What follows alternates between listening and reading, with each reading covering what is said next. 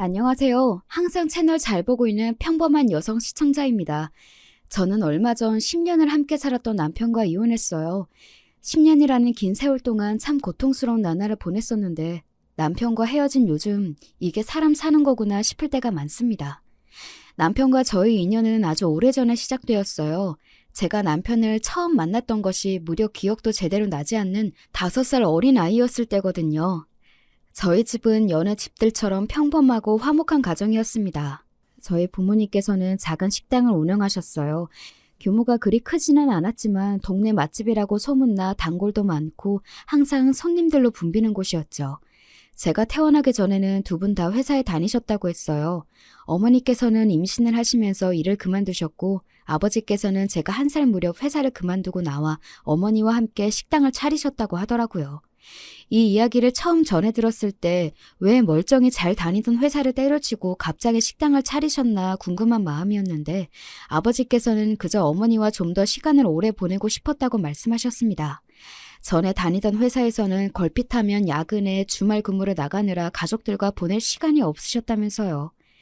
두 분 다 장사를 해보셨던 분들도 아니고 특출난 비법 요리가 있던 것도 아니라 처음에는 조금 버벅였지만 결국 부모님의 식당은 안정적으로 자리를 잡게 되었습니다. 정말 신기한 것은 저는 어렸을 적부터 단 한 번도 부모님께서 싸우시는 모습을 본 적이 없어요. 물론 가벼운 말다툼 정도에 하셨지만 서로 언성을 높이거나 내 탓이네, 네 탓이네 하면서 얼굴을 붉히셨던 적이 없었습니다. 자영업이라는 게 신체적으로나 정신적으로나 참 힘든 일이고 서로 부딪힐 일도 많았을 텐데 어쩜 그렇게 사이가 좋으실 수 있었는지 모르겠어요. 물론 두 분 다 불같은 성격이 아니시기도 했지만 그만큼 사이가 좋은 부부였고 아버지께서는 항상 저보다 어머니를 먼저 챙기시는 분이었어요. 그래서 저는 어렸을 적에는 다른 집 아버지들도 다 자식보다 본인의 반려자를 먼저 챙기면서 살겠거니 생각했습니다. 매사에 어머니가 먼저인 아버지께 가끔은 섭섭한 기분이 들 때도 있었지만 두 분이 금슬 좋게 지내시는 모습을 보면 저도 나중에 꼭 저런 남편을 만나야지 하는 생각을 했었어요.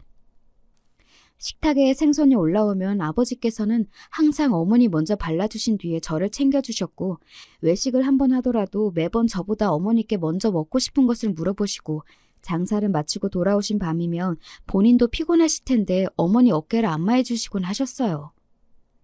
우리 딸도 나중에 좋은 남편 만나서 남편한테 해달라고 해. 그런 어머니를 부러워하는 저에게 어머니께서는 항상 그런 말씀을 하셨습니다. 우리 딸도 나중에 아버지처럼 좋은 남편을 만나서 행복하게 살았으면 좋겠다면서요. 그런 부모님을 보고 자랐으니 저는 하루빨리 아버지 같은 남편을 만나 결혼하고 싶다는 생각을 했었어요. 그래서 그렇게 결혼에 맹목적으로 매달렸을지도 모르겠습니다. 결혼만 하면 안정적인 가정이 생기면 어떻게 해서든지 행복해질 거라고 믿었었거든요. 다시 남편 얘기로 돌아오자면 남편은 저희 어머니 친구분의 아들이었어요. 요즘 말로 하면 엄친아라고 하죠. 엄마 친구 아들의 줄임말인데 들어본 적이 있으시려나요? 흔히들 어머니들께서 옆집 누구는 이번 시험에서 100점을 맞았다더라. 엄마 친구 아들 누구누구는 편식도 안 하고 잘 먹는다더라. 하며 남들과 비교하며 자식을 타박할 때 사용하는 말이죠. 그만큼 엄마 친구 아들은 뭐든 잘하는 완벽한 아이처럼 묘사되기 마련인데 남편은 딱 그런 아이였어요. 처음 만났을 당시 저보다 2살 많았던 남편은 새하얀 얼굴에 곱게 다려진 티셔츠를 입고 있었어요. 딱 봐도 비싸 보이는 옷이었고 실제로도 남편 집은 굉장히 잘 살았었어요. 제대로 기억이 나진 않지만 남편 아버지께서 규모가 꽤 있는 의류 사업을 하셨다고 했던 것 같습니다. 저희 부모님과 남편의 부모님은 꽤 친한 사이였어요. 부부 동반으로 여행도 자주 가고 만남도 자주 가졌습니다. 남편의 어머니와 저희 어머니께서는 고등학교 동창이었는데 학교를 다닐 당시에는 그리 친한 사이가 아니었지만 우연히 타지에서 만나 사이가 가까워졌다고 했어요. 마침 비슷한 또래의 자식도 있었고 여러모로 공통점이 많아 아버지들께서도 쉽게 친해지셨다고 하더라고요.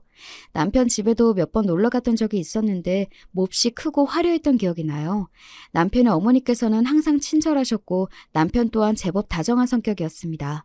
2살 어린 여자아이를 귀찮아할 법도 한데 항상 저와 잘 어울려 주었고 어린 시절 저는 남편 가족들과 어울리는 것을 몹시 좋아했어요. 그러던 어느 날 비극은 갑작스레 찾아왔습니다. 제가 학교에 막 입학했던 8살 때의 일이에요. 저희 가족과 남편 가족은 그 해에 함께 여름 휴가를 떠나기로 했어요. 강원도의 한 캠핑장에서 함께 캠핑을 하기로 했고 남편 가족들이 미리 가서 준비를 해놓으면 저희 가족은 가게 문을 닫고 밤늦게 출발을 할 예정이었습니다. 그날따라 마감 시간까지 손님이 너무 많아 출발이 많이 늦어졌고 설상가상으로 밤부터 예보에도 없던 비가 쏟아지기 시작했어요. 잠깐 지나가는 소나기인 줄 알았건만 비는 멈출 낌새가 없었고 아버지께서는 도저히 이런 늦은 시간에 저 비를 뚫고 캠핑장까지 운전해서 가기는 무리라고 생각하셨다고 합니다. 결국 남편 가족에게 내일 날이 밝고 비가 그치는 대로 가겠다 연락을 보내놓고 잠에 들었어요. 다음날 아침에도 비는 여전히 내리고 있었고 아버지께서 보고 계시던 뉴스에서 갑작스러운 폭우로 물난리가 나 이곳저곳에서 피해가 있었다며 보도하고 있었던 기억이 납니다. 부모님께서는 걱정스러운 목소리로 이런저런 이야기를 나누셨고 어린 저는 눈을 비비며 그냥 집에서 쉬고 싶다는 생각을 했었던 것 같아요. 남편 가족에게서는 답장이 오지 않았고 부모님께서는 상의 끝에 일단 캠핑장으로 향하기로 했습니다. 그렇게 저희 가족은 바리바리 짐을 싸 캠핑장으로 출발했어요. 운전을 해보신 분들은 아시겠지만 눈길 못지않게 빗길 운전도 정말 까다롭잖아요. 그렇지 않아도 캠핑장으로 가려면 산길을 굽이굽이 지나가야 하는데 도로도 험하고 길도 미끄러우니 좀처럼 속도가 나지 않았고 아침 일찍 출발했지만 늦은 오후쯤이 되어서야 캠핑장 근처에 도착하게 되었습니다. 캠핑장으로 가는 내내 이곳저곳 침수된 곳이 많이 보였고 경찰같이 보이는 사람들이 노란 우비를 입고 도로를 통제하고 있었던 것 같아요. 워낙 어렸을 적의 일이라 자세하게 생각은 나지 않지만 꼭 영화나 드라마에서나 볼 법한 장면이라 어린 마음에 신기했던 기억이 납니다. 캠핑장으로 가는 길목 앞에 차가 여러 대 세워져 있었고 사람들이 우비를 입고 바람을 맞으며 짐을 정리하고 있었어요. 아버지께서 차에서 내려 그 사람들에게 다가가 이야기를 나누고 돌아오셨고 낯빛이 좋지 않으셨습니다. 어제 물난리 때문에 캠핑장에서 사고가 났다고 하네. 커다란 나무가 쓰러져서 텐트를 그대로 덮쳤다고. 밤새 난리도 아니었대. 그냥 돌아가는 게 좋을 거라고 하는데 아직 연락 온 거 없지? 사고 난 사람들이 어린 아들이 있는 부부였다고 하는데. 아버지의 말에 어머니께서도 덩달아 표정이 심각해지셨고 두 분은 한참 대화를 나누시다가 결국 차를 돌려 인근 병원으로 향하기로 했습니다. 어젯밤 물난리로 커다란 나무가 쓰러져 한 텐트를 덮쳤는데 부부는 즉사하고 어린 아들은 밤 사이에 병원으로 이송이 되었다고 했어요. 그때까지도 남편 가족에게서는 아무런 연락이 없었고 무리해서 캠핑장으로 향해봤자 남편 가족들도 진작 대피를 했겠지 싶어 병원으로 가 남자아이의 신원을 확인해보기로 했습니다. 그때까지만 해도 어렸던 저는 무슨 상황인지 제대로 파악이 되지 않아 마냥 해맑았던 것 같아요. 창밖의 풍경들을 보며 어머니께 저 사람들은 뭘 하고 있는 거냐, 물이 왜 이렇게 많냐, 지금 어딜 가냐 미주알 고주알 이야기를 떠들었고 어머니께서는 착잡한 표정으로 대답해 주셨던 기억이 납니다. 도착한 병원에는 남편이 누워 있었어요. 설마 했는데 정말 그 사고의 당사자가 남편 가족이었던 것입니다. 어머니께서는 소식을 아시자마자 실신하셨고 저 또한 그제서야 뭔가 심각한 일이 일어났구나 하고 깨달았던 것 같아요. 오랜 시간이 지난 지금에서야 덤덤하게 얘기를 써내려갈 수 있지만 생각해보면 정말 끔찍한 사고입니다. 왜 하필이면 그 커다란 나무가 남편 가족의 텐트를 접쳤는지, 얼마나 고통 속에 돌아가셨을지. 행복한 휴가를 위해 떠난 여행길이었는데 그의 여름은 남편이나 저의 가족에게 모두 최악의 계절이 되고 말았습니다. 천만다행으로 남편은 이마에 경미한 타박상을 입은 것 외에는 크게 다친 곳이 없었습니다. 다만 정신적 충격이 컸어요. 그런 사고를 겪었으니 멀쩡한 것이 더 이상한 수준이었습니다. 어찌어찌 장례는 무사히 치렀지만 남편의 조부모님께서는 모두 일찍이 돌아가셨고 가까운 친척도 없어 몹시 곤란한 상황이었고 저희 부모님께서는 고민 끝에 남편을 거둬들이기로 하셨습니다. 저도 어렸을 적의 일이라 정확한 정황은 알지 못하지만 다들 어린 남편은 나몰라라 했으면서 남편 앞으로 남겨진 유산은 탐을냈던 모양이에요. 저희 부모님께서는 법적인 문제로 유산을 넘겨받지 못했지만 애초부터 돈이 아니라 남편 부모님에 대한 죄책감 때문에 결정하신 일이었기에 상관없다 하셨어요. 그렇게 남편은 하루아침에 저희 가족이 되었습니다. 사고 후로 남편은 성격이 많이 달라졌어요. 이전에는 웃음도 많고 밝고 활발한 성격이었는데 말수가 눈에 띄게 줄고 다른 사람들과 어울리기보다는 언제나 구석에 혼자 앉아있는 아이가 되었습니다. 제게도 친오빠처럼 다정하게 굴어줬었는데 같이 살게 된 이후로 오히려 더 쌀쌀맞아졌어요. 저뿐만 아니라 저희 부모님께도 마찬가지였고요. 부모님께서는 남편이 큰 사고를 겪어 마음의 문을 닫아버린 거라며 상처를 극복할 수 있게 우리가 도와줘야 한다 제게 말씀하셨습니다. 어렸던 저는 남편을 어떻게 도와줘야 할지 알 수 없었지만 그저 남편이 옛날처럼 돌아오기를 바랄 뿐이었어요. 남편을 향한 저의 오랜 짝사랑은 그때부터가 시작이었던 것 같습니다. 앞서 말했듯 남편은 여러모로 참 완벽한 사람이었어요. 돌아가신 남편의 부모님 두 분 모두 선한 인상의 선남선녀였고 남편 또한 그런 부모님을 닮아 하얀 피부의 미남이었습니다. 한 해 한 해 시간이 지날수록 키도 훤칠해지고 동네 여자아이들이 남편 뒤를 졸졸 쫓아다니며 저희 집 앞에서 등교하는 남편 얼굴 한번 보겠다고 아침마다 기다릴 정도였습니다. 남편은 공부도 잘했어요. 중고등학교 내내 평범한 동네 보습학원을 다니면서도 반에서 절반 등수 안에 들까 말까한 저와는 달리 매번 전교 1, 2등은 놓치지 않았습니다. 게다가 운동, 음악, 미술 같은 예체능에도 전부 소질이 있었어요. 체육 시간에 축구하는 남편을 보겠다고 여학생들이 창문에 다닥다닥 붙어있을 정도였고 남편이 그린 그림은 교내 미술대회에서 항상 순위권 안에 들어 복도에 걸려있곤 했습니다. 그야말로 팔방미인이 따로 없었고 사춘기 소녀가 그런 완벽한 남학생을 짝사랑하는 것은 당연한 수준이었어요. 그러나 그런 남편에게 단 한 가지 단점이 있었다면 바로 성격이었습니다. 어린 시절 겪은 큰 사고 후 남편은 예전의 다정한 성격으로 돌아가질 않았어요. 저희 부모님께는 그나마 어느 정도 예의를 차리고 살갑게 굴었지만 제게는 언제나 무뚝뚝한 태도였습니다. 어렸을 때는 함께 나들이도 나가고 저와 인형 놀이도 해주며 제법 잘 어울려졌었는데 시간이 지날수록 남보다 못한 사이가 되어갔어요. 저는 언제나 남편과 친해지고 싶었기에 다양하게 노력해봤지만 아무 소용이 없었습니다. 남편은 학교에서 저와 아는 체 하는 것을 꺼려하는 것 같았어요. 당시에는 남편이 저를 싫어해서 그렇다고 생각했지만 이제와 생각해보면 아무래도 저희 집에 얹혀 사는 처지라는 것이 밝혀져 소문이 날까봐 두려웠던 것이 아니었을까 싶습니다. 학교에서는 인사도 하지 않고 모른 척 집에서도 식사 시간을 제외하고는 항상 본인 방에만 박혀 있었기에 이야기를 나눌 틈이 없었고 부모님께서는 항상 가게를 돌보시느라 바쁘셨기에 가족끼리 단란한 자리를 가지며 친해질 기회도 없었어요. 그럴수록 저는 남편과 더더욱 친해지고 싶었고 나름대로 도시락도 싸주고 먼저 살갑게 말도 걸며 가까워지기 위해 여러 노력을 기울였습니다. 처음에는 쌀쌀맞게만 굴던 남편도 시간이 지날수록 경계심을 조금씩 허무는 것 같았어요. 나중에는 제가 모르는 문제를 물어보면 친절하게 알려주기도 하고 부모님이 늦게 돌아오시는 날이면 둘이서 치킨 같은 배달 음식을 시켜 나눠 먹기도 하며 제법 편안한 사이가 되었습니다. 그때까지만 해도 저는 제가 남편과 친해지고 싶은 마음이 사랑이라고 자각하지 못했어요. 그저 어렸을 적처럼 남편과 친남매처럼 다정하게 지내고 싶은 것이라 생각했죠. 남편이 대학에 들어가 첫 여자친구를 사귀었을 때 비로소야 내가 남편을 남매로서가 아니라 이성으로서 좋아했던 것이구나 하고 깨달을 수 있었습니다. 공부를 잘했던 남편은 서울에 있는 법대에 들어갔어요. 저는 딱히 공부에 소질이 없는 아이였지만 어떻게 해서든 남편과 가까이 지내고 싶었기에 고3 막바지에 죽을 둥 살 둥 공부에 서울 끄트머리에 있는 대학에 합격했습니다. 남편의 대학과 제 대학은 꽤 거리가 있는 편이었지만 저는 이런저런 핑계를 만들어 자주 남편에게 놀러갔어요. 남편은 크게 귀찮아하는 기색 없이 저를 받아주었고 저희는 점점 더 가까운 사이가 되어갔습니다. 당시에 저는 남편과 제가 나름대로 남녀 사이로 발전하고 있다 생각했는데 나중에 남편의 이야기를 들어보니 남편은 그때까지만 해도 저를 전혀 그렇게 생각하지 않았었다고 하더라고요. 남편은 대학에 들어가서도 여전히 인기가 많았고 여자친구가 계속 바뀌었어요. 그때부터 진작 바람길을 알아보고 마음을 접었어야 하는 건데 당시에는 그저 남편이 워낙에 멋있으니 주변 여자들이 남편을 가만두지 않는 것이라고만 생각했습니다. 저는 대학을 졸업하고 바로 작은 회사에 들어갔고 남편은 고시 준비를 시작했어요.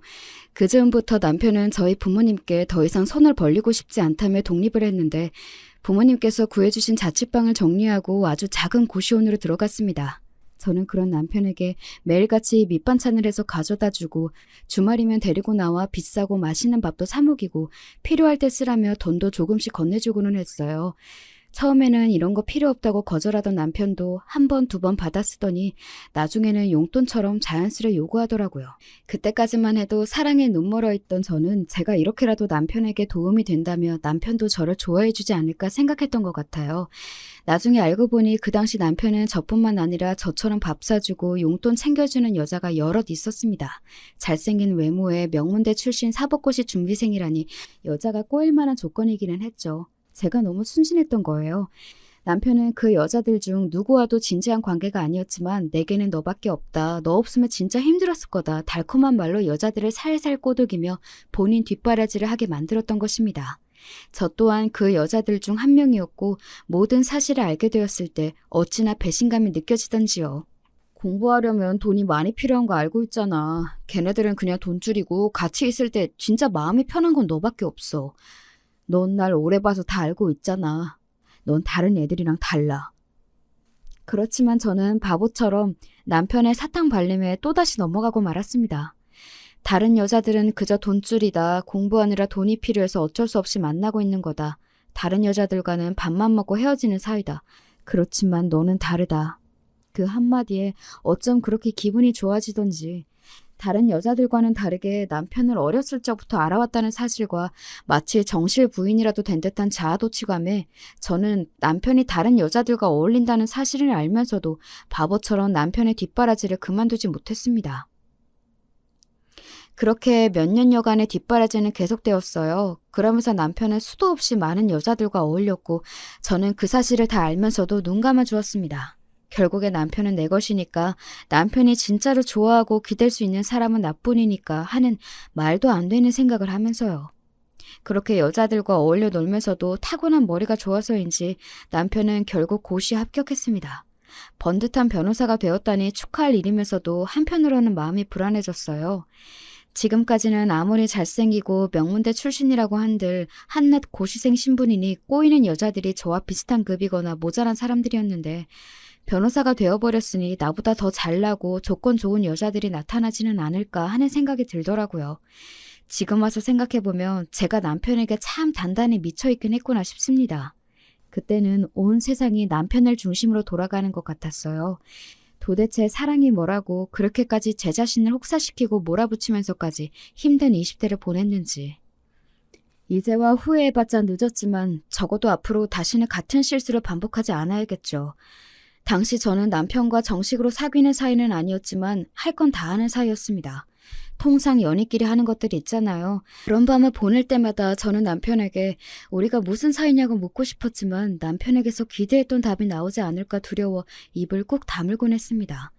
남편은 고시에 합격한 후로 이리저리 바빠져 더 이상 예전처럼 저와 연락을 자주 하지 않았어요. 전화를 걸어도 항상 바쁘다, 나중에 연락하자며 끊어버리기 일쑤였고 저밖에 없다며 다정하게 굴어줄 땐 언제고 한순간에 변해버린 남편의 태도에 마음이 몹시 초조해졌습니다. 오빠, 나 임신했어. 그렇게 초조한 나날들을 보내던 차에 몸이 뭔가 이상했어요.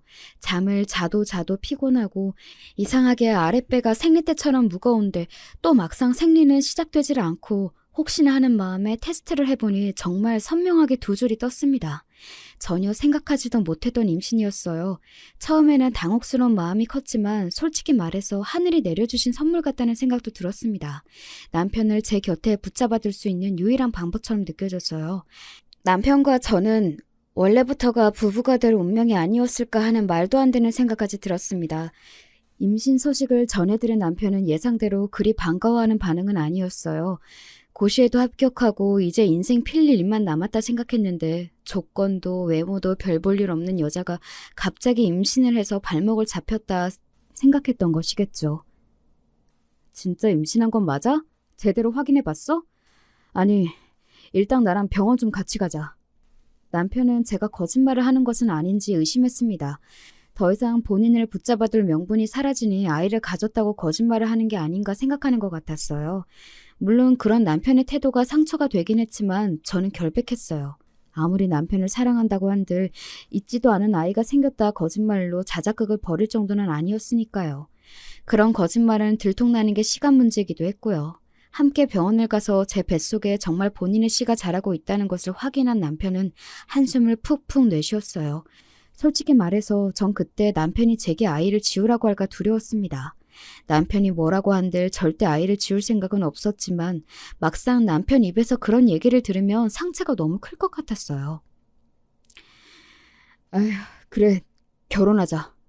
그렇게 한참 동안 병원 의자에 앉아 한숨을 내쉬던 남편은 결국 마지못해 한마디를 내뱉었습니다. 당시 생각해도 참 분위기 없고 최악의 프로포즈지만 당시 저는 그 말이 100캐럿짜리 다이아몬드 반지보다 더 기뻤어요. 드디어 내가 꿈꾸던 결혼 생활이 시작되는 거구나. 이 남자가 정말 내 남편이 되는 거구나 하고요. 그때 저는 결혼만 하면 남편이 저희 아버지처럼 가정적이고 아내를 위하는 남편이 될 거라고 말도 안 되는 착각을 하고 있었던 것 같아요. 사람 고쳐 쓰는 거 아니라고 그렇게 수많은 여자들과 어울려 지내는 것을 전부 다 봐와놓고도 왜 그런 말도 안 되는 생각을 했던 건지, 어쩌면 저는 그저 애써 현실을 부정하려 했던 건지도 모르겠습니다. 결혼하면 달라질 거야. 결혼하면 좋은 남편이 될 거야. 그렇게라도 생각하지 않으면 제가 너무 비참해지니까요. 저와 남편의 결혼 소식에 부모님께서는 몹시 놀라셨어요. 친남매처럼 가까이 지내는 줄로만 알았더니 언제부터 그런 사이가 되었냐면서요.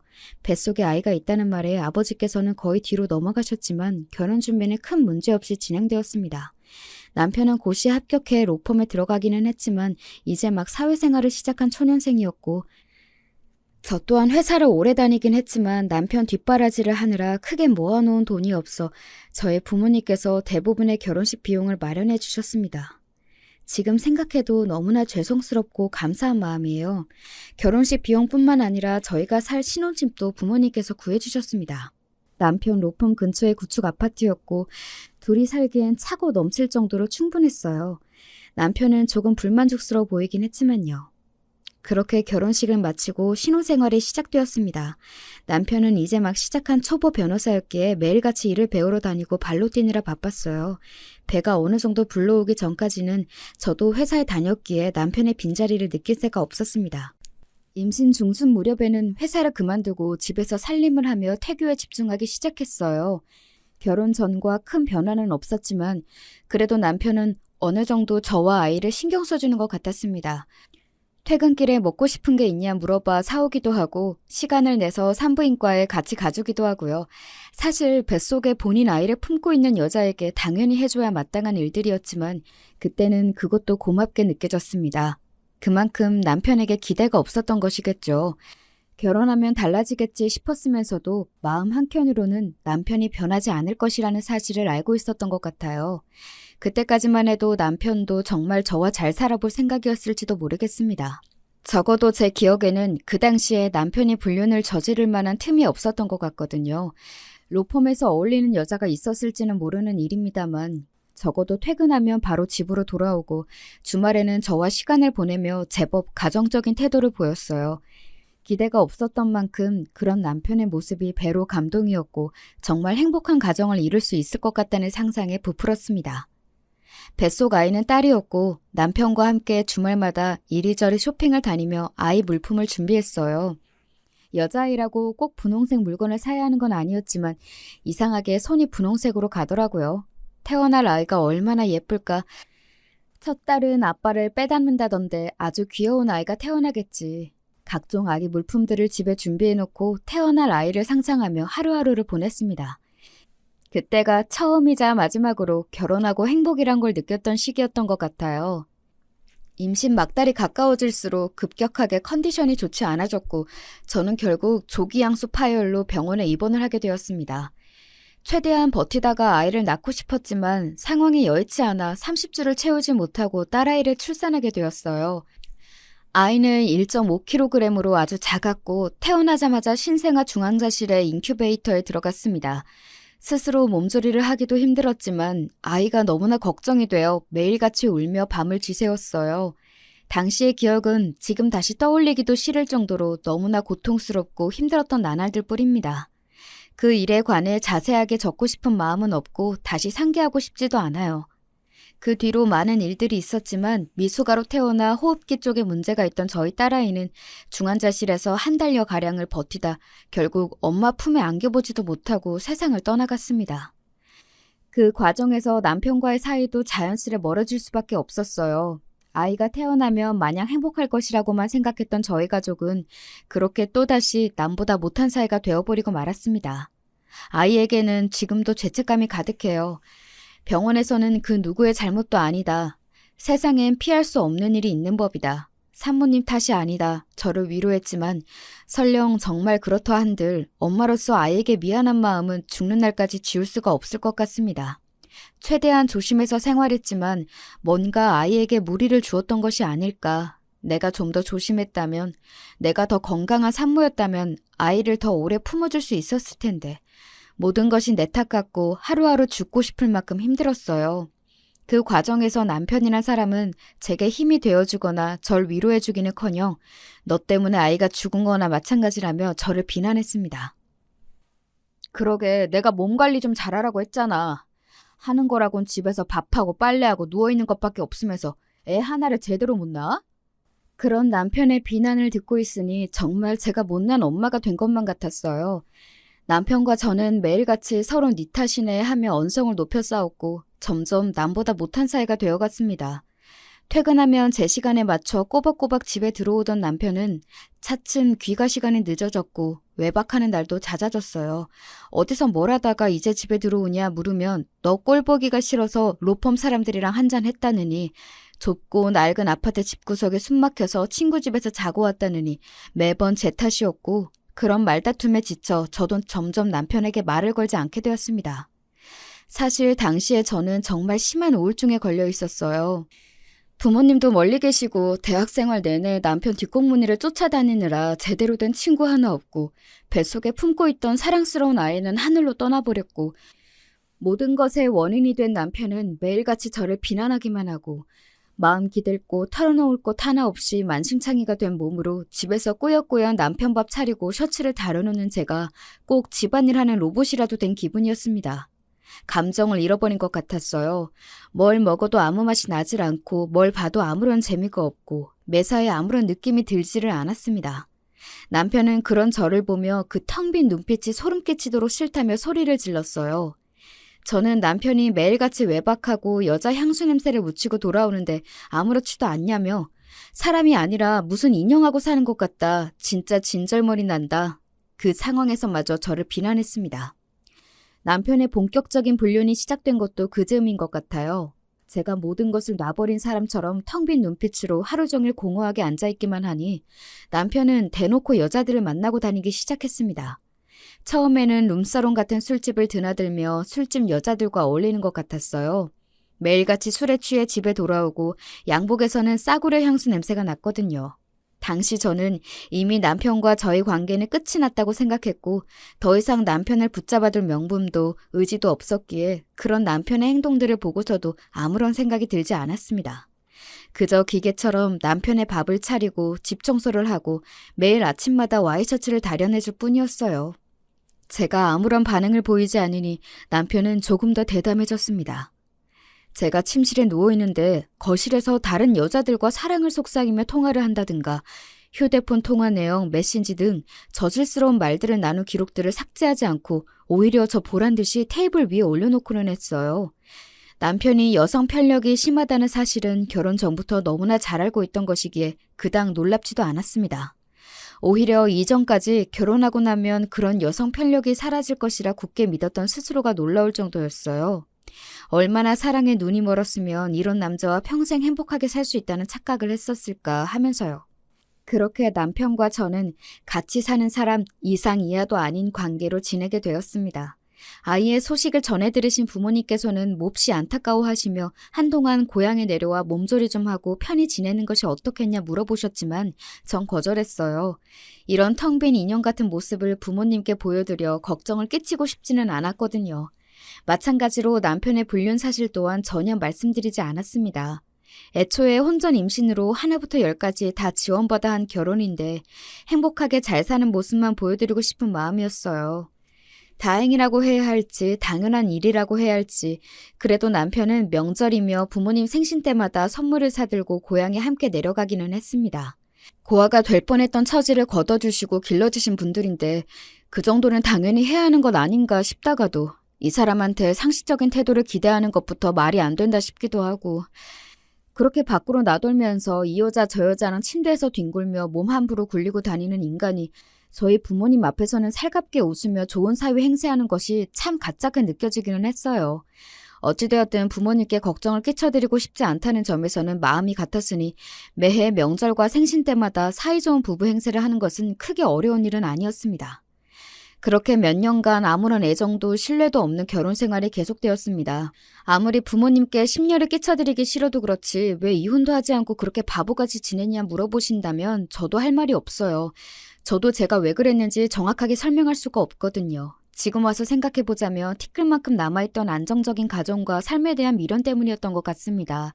어찌되었든 남들이 보기에는 별 문제없는 화목한 가족처럼 보이기도 했고 남편과 이혼한다고 한들 새로운 사람을 만나 행복한 가정을 꾸릴 수 있는 것이라는 확신도 없었어요.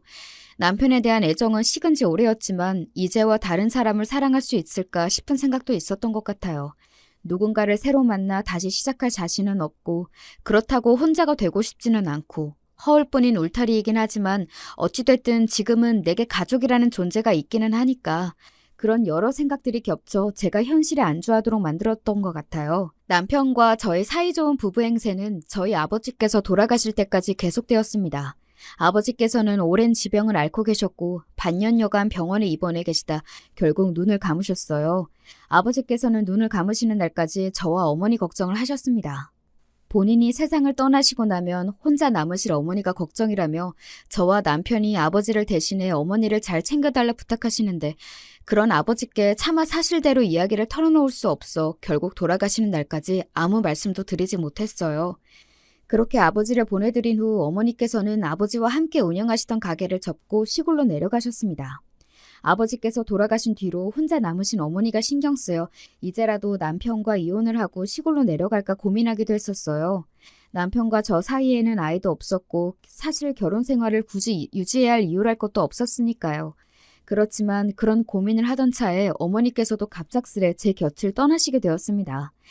아버지께서 돌아가신 뒤로 부쩍 몸이 약해지셔서 병원을 자주 드나드신다는 건 알고 있었지만 그렇게 갑자기 눈을 감으실 줄은 정말 몰랐어요. 어머니의 장례를 치르며 참 많은 생각을 했습니다. 차라리 부모님께 모든 일들을 솔직하게 말씀드리고 돌아가시 전까지 곁에서 두 분을 모셨더라면 후회가 몰려왔지만 이제와 생각해봤자 아무 소용없는 일들이었어요. 부모님께서 돌아가신 후에도 남편과 저의 관계에는 큰 변화가 없었습니다.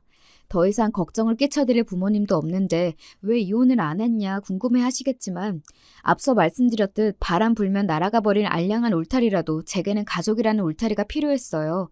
부모님께서 돌아가신 후로 그런 마음이 무의식적으로 더 커졌던 것 같아요.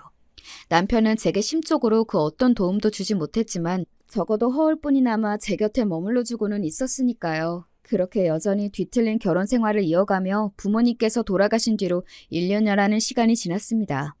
그 후로도 매일같이 여자를 바꿔가며 지내던 남편에게 어느 날부턴가 꽤 오래 만나는 여자가 생긴 것 같았습니다. 자세히 알 수는 없었지만 아마도 남편의 고객인 것 같았어요. 우습게도 저희 남편은 불륜, 이혼을 비롯한 남녀간에 일어나는 일들을 전문으로 하고 있었거든요. 본인이 직접 불륜을 저지르고 있으니 당사자의 심리를 더 잘 파악하기라도 하나 속으로 코웃음 치기는 했습니다. 어찌되었든 상대 여자는 무슨 이유에서인지 남편과 이혼 소송을 하는 중이었고 돈이 몹시 많은 사람인 것 같았어요. 남편이 받아오는 선물들이 하나같이 고가의 명품들이었거든요. 물론 그 여자가 준 것인지 아닌지는 알 수 없었지만 보통 친구나 동료 사이의 관계에서는 그런 비싼 선물들을 흔하게 하지는 않으니까요. 못 보던 물건들이 하나둘 늘어갔고 남편은 그걸 제게 숨길 생각조차 하지 않았습니다. 제가 다 듣고 있는 앞에서 불륜녀와 당당하게 통화를 하는 인간인데 선물을 왜 숨기겠어요.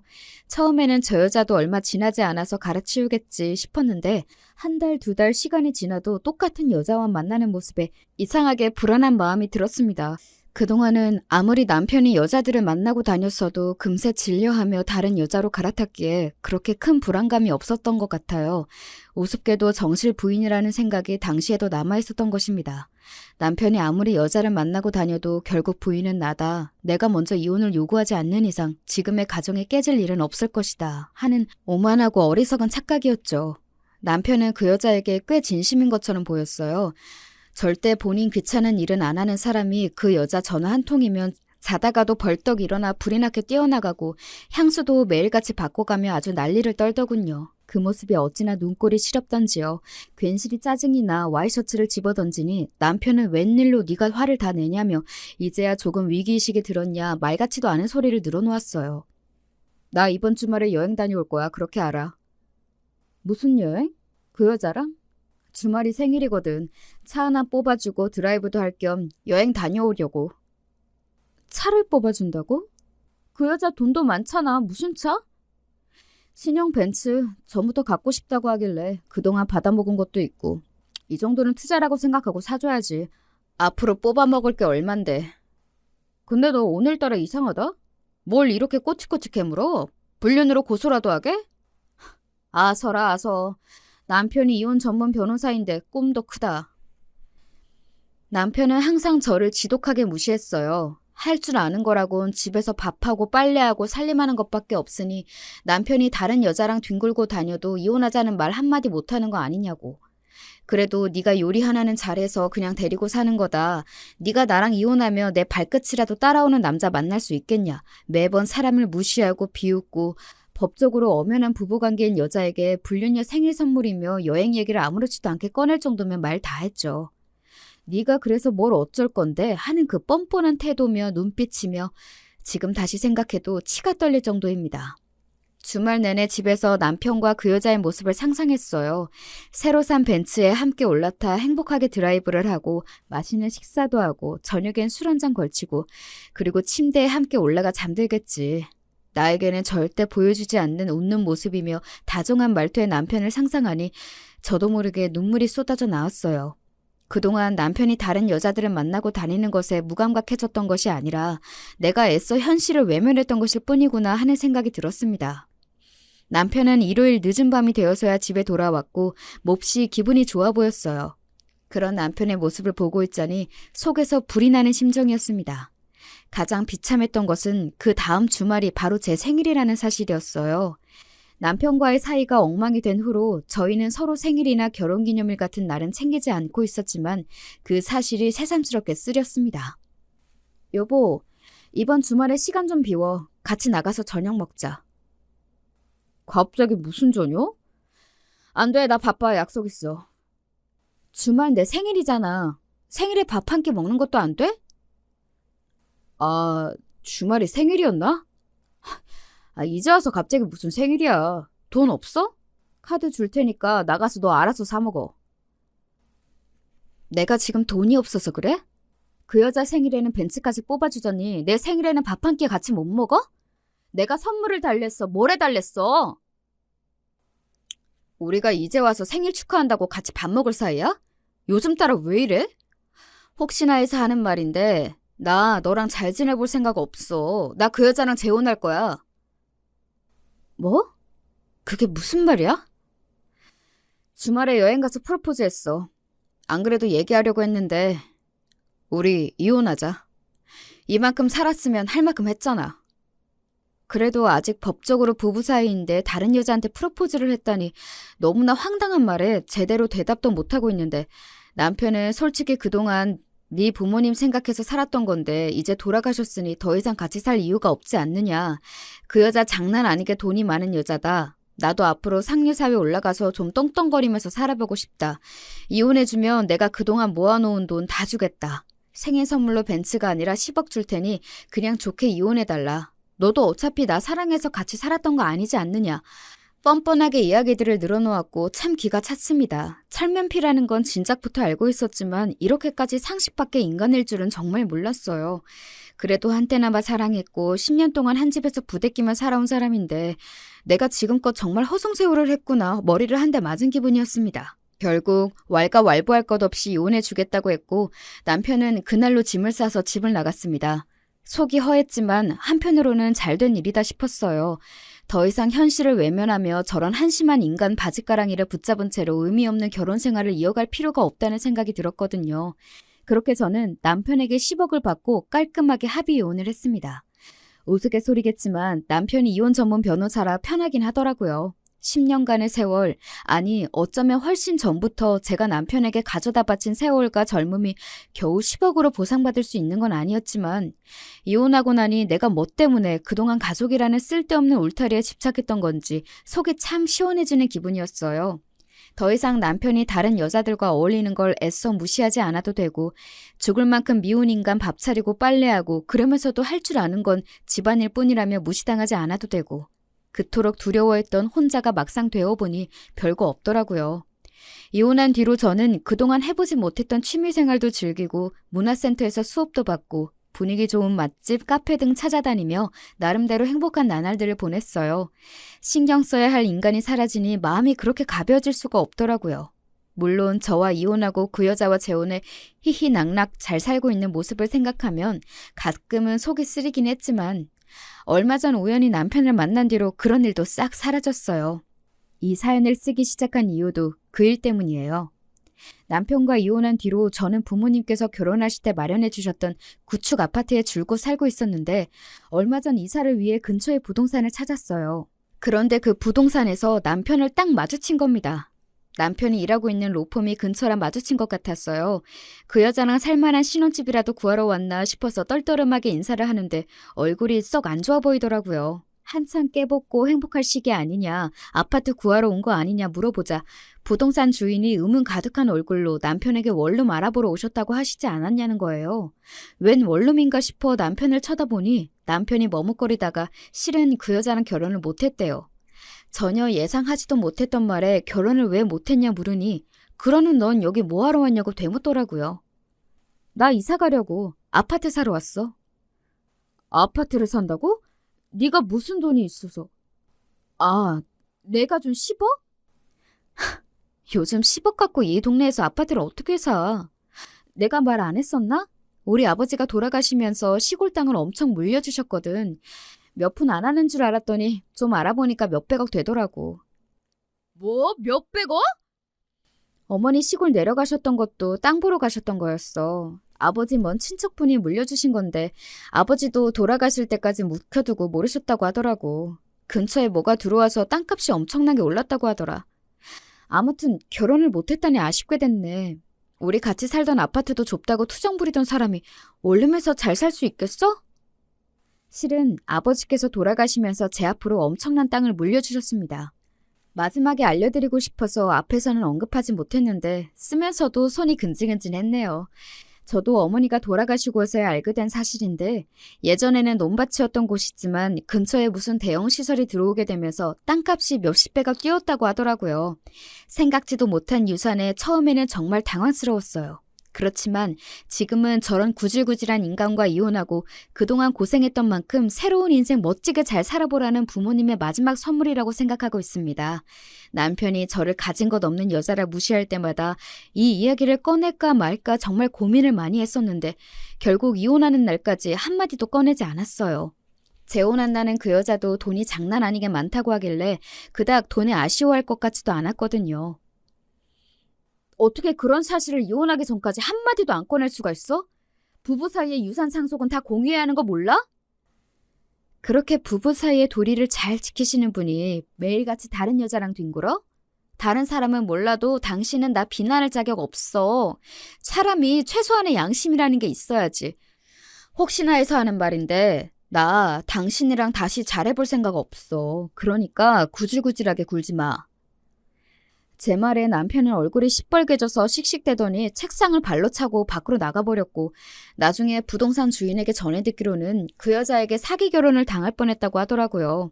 자세한 내막은 모르지만 부자라던 여자는 알고 보니 개뿔도 없는 사기꾼이었고 남편은 그런 감언이설에 홀라당 넘어가 간이고 쓸개고 투자라며 다 빼주다가 결국 버림받은 거겠죠.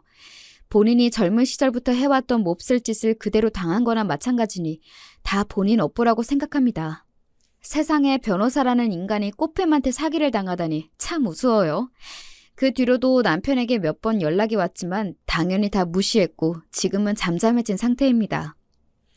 저는 아직 부모님께서 구해주신 구축 아파트에 살고 있어요. 생각해보니 이 정도면 혼자 지내기에는 아무런 문제가 없고 부모님께서 직접 구해주신 곳이라 막상 떠나려니 아쉬움이 진하게 남더라고요. 물론 남편과 살았던 10년의 지긋지긋한 기억들도 함께 담겨있지만 이제 그 더러운 기억들 위에 저 혼자만의 새롭고 행복한 추억들을 차차 쌓아 나가보려 합니다. 이야기를 어떻게 마무리해야 할지 모르겠네요.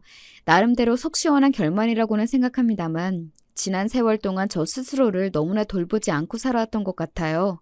앞으로 남은 인생은 젊은 시절처럼 바보같이 스스로를 죽이지 않고 남에게 목매달지 않고 다른 누구보다도 저를 위해, 그리고 제게 마지막 선물을 남겨주신 부모님을 위해서라도 부끄럽지 않게 행복하게 살아가고 싶습니다.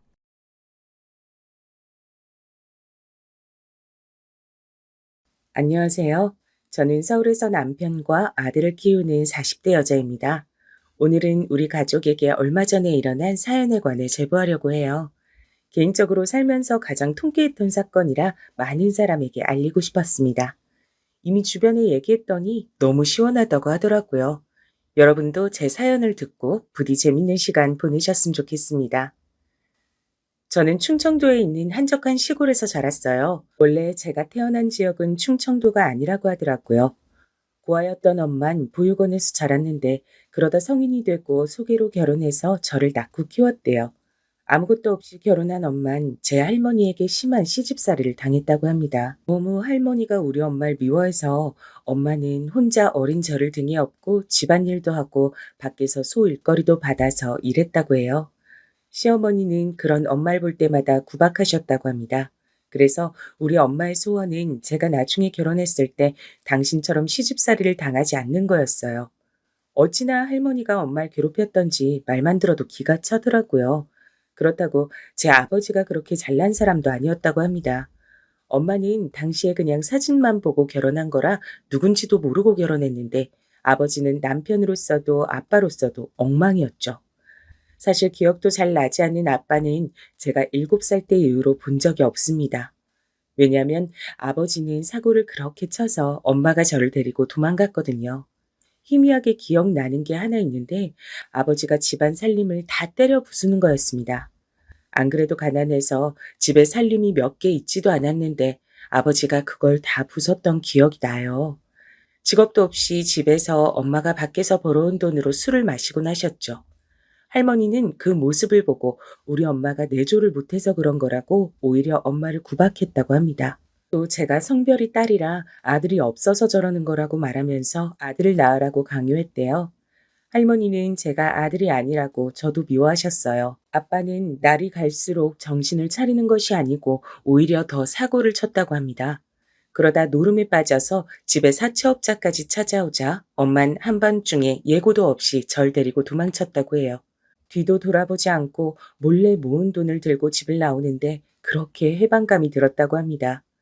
무작정 버스터미널로 가서 제일 첫 차를 탔는데 그게 바로 엄마랑 제가 살던 시골이랍니다. 어딘지도 모르고 일단 멀리 가는 곳이라고 해서 덜덜 떨며 버스에 올랐다고 엄마가 말씀해 주셨죠. 고아라서 부모님도 친척도 없던 엄만 그때부터 절 혼자 키우기 시작했습니다. 지금은 어떨지 모르겠지만 엄마가 저를 혼자 키울 땐 시선이 곱지 않아 힘들었다고 해요. 많은 사람이 있는 곳이 아니라 7살 어린 딸을 데리고 혼자 사는 여자를 신기하게 여겼다고 하더라고요. 일단 돈을 벌어야 해서 엄마는 시장에 있는 국밥집에서 일하면서 저를 키웠습니다.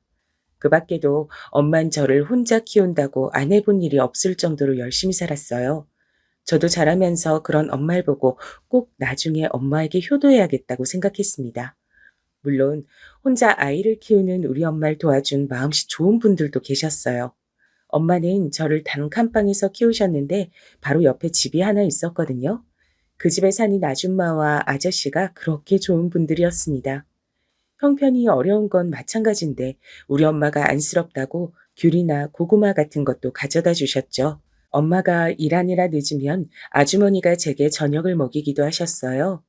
마침 그 집의 아들이 저랑 동갑이라 친하게 지내기도 했습니다. 소꿉친구로 자라면서 서로가 가장 친한 친구였어요. 이 소꿉친구는 성인이 되어 제 남편이 됐습니다. 워낙 어릴 때부터 붙어 다녔던 우린 시간이 흐르면서 더욱 가까워졌어요. 마음씨 좋기로 동네에서 유명했던 아줌마와 아저씨는 제 시부모님이 되었습니다. 제가 남편과 결혼한다고 하자 엄만 그렇게 안심됐다고 제게 말했어요. 내가 워낙 심한 시집살이를 당해서 지선인 너는 제발 제대로 된 시댁을 만나길 바랬거든. 근데 시부모님이 저분들이라 난 얼마나 다행인지 몰라. 엄마가 만약 죽어도 마음 편하게 죽을 수가 있겠어. 물론 우리 시댁이 여유롭게 잘 사는 형편은 전혀 아니었습니다. 엄마랑 제가 찢어지게 가난해서 상대적으로 평범하게 보였어도 시댁은 가난한 집이었어요. 당연히 결혼했다고 집이나 혼수를 할 형편은 둘 다 아니라 시댁에 들어가서 결혼 생활을 시작했습니다. 어차피 전 시댁에서 사는 것이 엄마가 사는 단칸방과 바로 옆이라 좋았죠. 우리가 결혼하자 엄마와 시어머니는 두 분이 더욱 가까운 사이가 되었습니다. 원래도 사이가 좋았는데 자매처럼 가까워지셨죠. 그리고 시댁에는 늦둥이 아가씨가 있었습니다.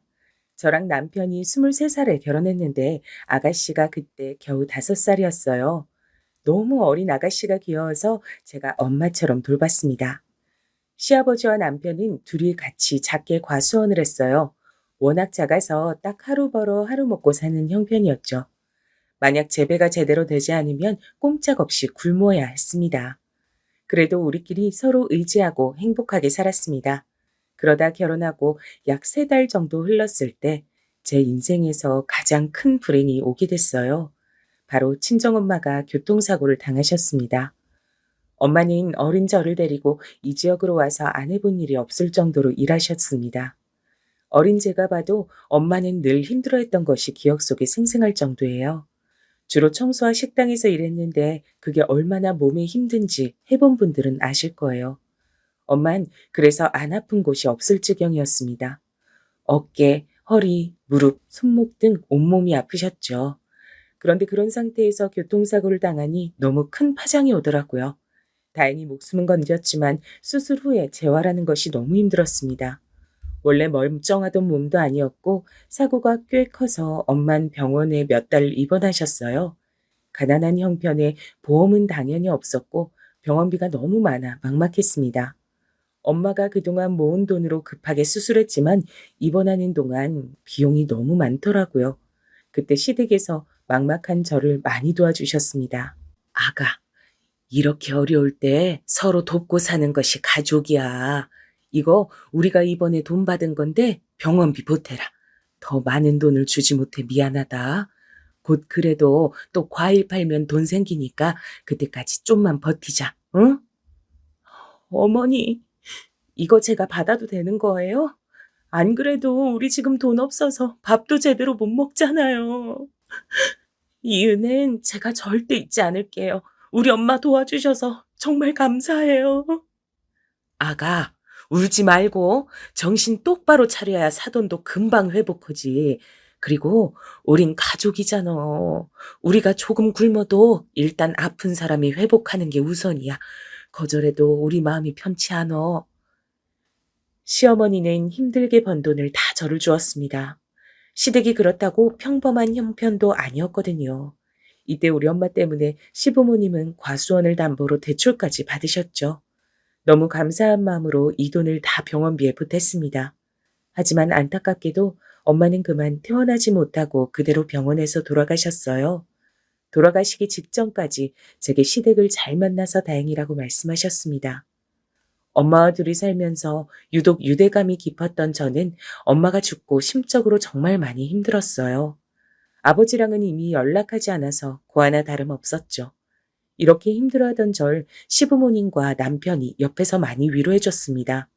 만약 시댁 식구들이 없었다면 전 엄마가 없는 현실을 버티지 못했을 거예요. 남편과 시아버지가 우리 엄마의 장례도 도와주셔서 엄마를 편하게 보내드릴 수 있었습니다.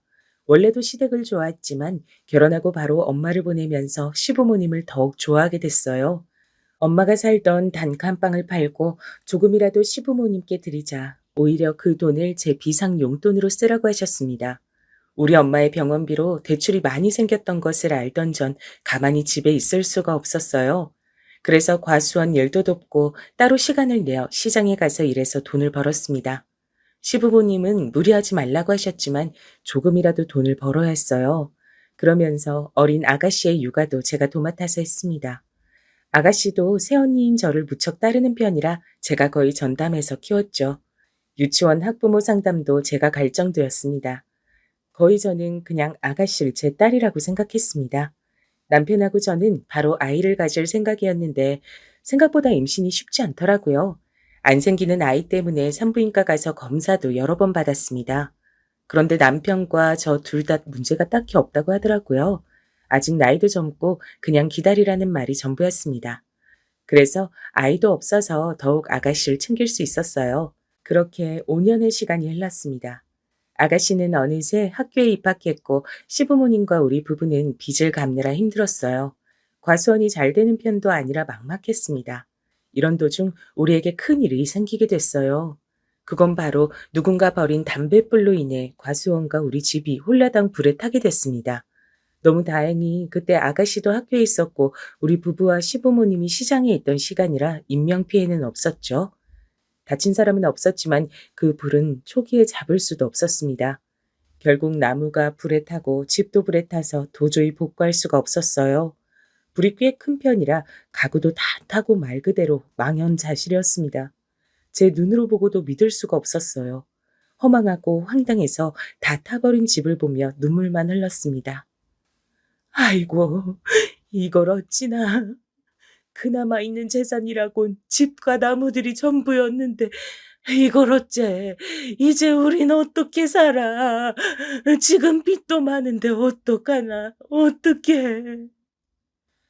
시어머니는 그 모습을 보고 땅을 치며 울다 실신까지 하셨어요. 현실적으로 우리를 도와줄 친척이 있지도 않았습니다. 급하게 기부를 받고 그나마 있는 돈을 다 모아서 단칸방 하나를 구해서 들어갔어요. 담배꽁초를 버린 범인은 찾았는데 노숙자라 보상을 받을 수도 없었습니다. 한순간에 재산이 없어진 우린 너무 힘들었어요. 5명이 단칸방에 다 누우면 자리도 제대로 있지 않았습니다. 그래도 이런 현실이 힘들었지만 시댁 식구들과 저는 최대한 긍정적으로 생각하려고 노력했어요. 당장 과수원을 계속할 수는 없으니 시아버지와 남편은 공장에 가서 일하기 시작했습니다. 시어머니와 저는 시장에 가서 할 수 있는 일을 알아봤어요. 일단 빨리 일해서 돈을 버는 것이 목적이었습니다. 일단 급하니까 일은 시작했는데 너무 힘들고 막막했어요. 단칸방은 여름엔 밖보다 덥고 겨울엔 밖보다 추웠습니다. 당장 먹을 것이 없어서 빵 하나로 5명이 나눠 먹기도 했어요. 남편과 시아버진 공장에서 주는 간식을 집에 가지고 와서 우릴 주곤 했습니다. 집이 불에 타서 안에 있던 현금과 가전도 모두 타서 진짜 빈털털이었어요. 전 그래도 우리 아가씨가 어디 가서 가난한 게 티나는 게 그렇게 싫더라고요. 그래서 없는 형편에 아가씨한텐 최대한 아끼지 않았습니다. 너무 배가 고픈데 쌀이 없으니까 배가 부르다고 거짓말하기도 했어요. 그래도 시부모님이나 남편이나 다 사치나 도박 같은 것엔 전혀 관심이 없어 다행이었습니다. 그러다 공장에서 일하던 시아버지가 허리를 심하게 다쳤어요. 한동안 일을 할 몸 상태가 아니었습니다. 수술하거나 그런 정도는 아니어도 움직이는 것이 불편한 상태였어요. 그래서 시아버진 단칸방에 누워 있었는데 수입이 줄어드니 더욱 힘들었죠. 남편은 제게 울면서 자기가 배라도 타서 원양 어선에서 돈을 벌겠다고 하더라고요. 최대한 가족들 앞에선 씩씩하고 긍정적으로 버티던 저도 그때쯤 무너지게 됐습니다. 당장 아가씨가 소풍 갈 때 용돈도 못 주는 형편이 너무 싫었어요. 그런데 여러분, 하늘이 무너져도 솟아날 구멍이 있다는 말 아시죠? 전 그 말을 전적으로 믿는 편이랍니다. 왜냐면 진짜 제가 직접 그 경험을 했거든요. 마침 제가 일하던 식당이 있었는데 그 사장님이 건강 문제로 다 접고 고향인 제주도로 가겠다고 하는 거예요. 그러면서 평소에 일을 잘했던 제게 인수할 생각이 없냐고 하셨습니다. 전 당장 먹고 살 돈도 없어서 인수할 돈이 없다고 했어요. 그러자 사장님이 며칠 뒤에 제게 말씀하셨습니다. 일단 그럼 제가 이어서 식당을 운영하고 나중에 돈을 달라고 하더라고요. 저는 기분이 너무 얼떨떨했어요. 아니, 세댁 형편도 내가 잘 알고 있고 또 그 집 양반들이 워낙 사람 좋잖아. 우리 식당 힘들 때 일부러 와서 팔아준 거 내가 아직 다 기억해. 너무 고마워서 그래. 공짜로 주는 거 아니고 나중에 갚으라는 거야. 부담 가지지 말고 세대기 해.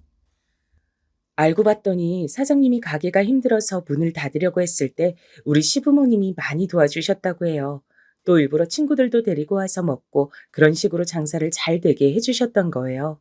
얼떨결에 백반집 식당을 인수한 저는 시어머니와 남편과 셋이 마지막 기회라고 생각하고 미친 듯이 일하자고 결심했습니다. 그리고 정말 새벽 5시부터 일어나서 식당을 청소하고 재료를 손질했어요. 들어오는 손님 한 명 한 명에게 최선을 다했습니다. 일단 깔끔함과 친절함을 잡으면 반은 성공한다고 믿었죠. 그렇게 열심히 일하니까 워낙 동네에서 평판이 좋았던 시부모님 덕분에 손님들도 고정적으로 생겼고 단골도 늘기 시작했습니다. 시아버지 병원비나 아가씨 용돈 정도는 무리가 되지 않을 만큼 식당이 잘 되기 시작했어요. 입소문이 나면서 수익이 생겨 단칸방을 탈출하게 됐습니다. 새로 집을 구해서 들어간 날 5명이 끌어안고 엉엉 울었죠. 제가 결혼하고 같이 살면서 참 많은 일이 일어났더라고요. 절대 현실에 안주하지 말고 꼭 힘들었을 때 기억해서 더 노력하자고 같이 다짐했습니다. 그러다 우연한 기회로 방송까지 타게 됐습니다. 확실히 방송이 나가니까 아예 옆 동네에서도 우리 식당에 오기 시작했어요. 가게를 확장 이전하고 2호점까지 낼 정도로 바빠졌습니다. 원래 좋은 일은 연달아 오기 마련이라잖아요. 식당이 매우 바빠지면서 드디어 우리 부부에게도 아기가 찾아왔습니다. 만약 우리가 단칸방에 살 때 임신했다면 너무 힘들었을 텐데 아기도 시기를 잘 맞춰 찾아왔어요. 두근거리는 마음으로 아기를 기다렸는데 제 인생은 뭐가 이렇게 험난한 건지 모르겠더라고요. 전 그냥 아기가 생겼으니까 더 많이 일해서 돈을 최대한 저축하고 싶었습니다. 그런데 무리했던 건지 그만 바쁘게 일하다 넘어졌는데 그대로 유산하게 됐어요. 그때 슬픔은 말로 다 표현할 수가 없습니다. 그냥 모든 것이 제 탓으로 여겨졌어요. 누굴 원망할 수도 없었습니다. 시댁집이 불에 탄 것은 그래도 가해자가 있었고 원망할 대상이 있었잖아요. 그런데 아기를 잃은 것은 하나부터 10까지 제 책임이었습니다. 제가 조금만 더 조심했으면 아기를 잃지 않았을 거예요. 너무 속상해서 그때는 식당도 나가지 않고 집에서 틀어박혀 울기만 했습니다. 우울함에 빠져 아무것도 하기가 싫었어요. 아기를 잃어본 분들은 제 마음을 아실 텐데 길거리를 지나갈 수도 없었습니다. 갓난 아기가 보이면 미친 듯이 부럽고 떠난 우리 아이가 불쌍했거든요. 미친 사람처럼 신생아를 보고 엉엉 울어서 불편함을 표현하는 엄마들도 많았습니다. 그래서 일부러 사람이 지나는 거리에 나가지도 않고 혼자 침대에서 울기만 했어요. 이런 저를 침대에서 꺼내준 사람은 바로 우리 이쁜 아가씨였습니다. 언니, 제가 우리 학교 앞에 진짜 맛있는 떡볶이 집 있다고 했잖아요. 이 떡볶이가 그 떡볶이예요. 언니랑 먹으려고 3인분 포장했어요. 튀김하고 같이 먹어요. 이거 먹고 싶어서 학교 끝나자마자 달려왔어요. 아가씨는 우울해하는 저를 위해 간식도 사오고 일부러 옆에서 자기한테 있었던 일을 말해줬어요. 친구랑 싸운 얘기, 시험이 어렵단 얘기, 학교 선생님 얘기 등 미주알 고주알 떠드는 것들을 보니 참 복잡한 마음이 들었습니다. 제가 처음 시집 왔을 때 우리 아가씨가 겨우 5살이었거든요. 그 아기가 어느새 커서 이렇게 학교에 다니나 싶었습니다. 제가 거의 키우다시피 한 우리 아가씨는 진짜 선하고 착했어요. 갑자기 집에 불이 타서 어른들이 힘들어해도 본인은 티를 내지 않았습니다. 아직 어리니까 충분히 아가씨가 느끼는 불편함을 표현할 수 있는데 아가씨는 그러지 않았죠. 오히려 어른스럽게 본인이 씩씩하게 다니는 것을 보고 제가 오히려 많이 배웠습니다. 또 사실 아가씨와 저만 아는 비밀도 있었어요. 그건 우리 집이 불에 타서 단칸방에 살 때였습니다. 갑자기 바뀐 환경에 다들 침울해하던 때 제가 밖에서 우연히 아가씨를 봤던 적이 있어요. 그때 아가씨는 같은 학교에 다니는 남자 학생에게 놀림을 받고 있었습니다. 거지야! 야, 어디 가냐? 너희 가족 완전히 망했다며? 불에 타서 과수원도 이제 접었다고 하던데. 너 가난해서 애들이 같이 놀기 싫대? 알아? 아냐고. 저는 아가씨를 놀리는 그 남자애를 보고 화가 머리끝까지 났어요. 순간 울컥하는 마음에 당장 가서 꿀밤을 때려주고 싶었습니다. 그런데 괜히 나섰다가 아가씨가 곤란해질까봐 그러지도 못하고 혼자 지켜봤죠. 전 다른 것보다 아가씨가 상처를 많이 받을까봐 그게 너무 무서웠습니다. 근데 아가씨는 너무 태연하게 그 남자아이에게 이렇게 말했어요. 야, 우리 집이 불타서 우리가 단칸방에서 사는 게 부끄러운 거냐? 나는 하나도 안 부끄러운데? 가난이 죄야? 이렇게 불에 타서 집이 없어도 우리 가족은 행복해. 너희 엄만 아빠 때문에 집 나가지 않았냐? 누가 누구한테 뭐라는 거야? 수준 떨어져.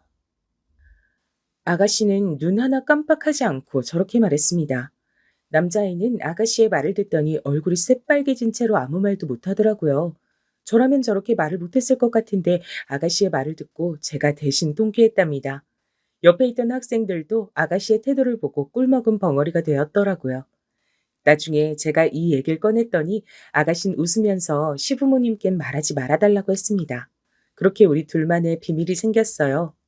씩씩한 아가씨를 보면 괜히 흐뭇한 미소가 나오곤 했습니다. 아무튼 그래서 아가씨의 노력으로 저는 침대에서 나와 다시 식당으로 향했죠. 만약 아기가 생기지 않으면 진짜 그냥 아가씨를 제 자식이라 생각하려고 했습니다. 이미 우린 피를 나눈 자매처럼 친한 사이였어요. 밤마다 저를 위해 기도한다는 아가씨의 소원이 통했는지 다행히 아기는 또 금방 저를 찾아왔습니다.